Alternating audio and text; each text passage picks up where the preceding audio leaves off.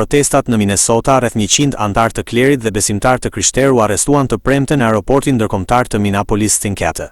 Paul gjatë një proteste kundër politikave të ashpra të emigracionit të administratës Trump në Minnesota. Demonstruesit, të cilët u mblodhen në mod të ftohtë ekstrem, kënduan himne dhe recituan lutje para se të përballeshin me policinë. Arrestimet u bën gjatë një dite mobilizimi të quajtur Dita e së vërtetës dhe e lirisë, e cila i bëri thirrje qytetarëve të bojkotonin shkollën, punën dhe aktivitetet tregtare, duke mbushur rrugët dhe aeroportin me mijëra protestues.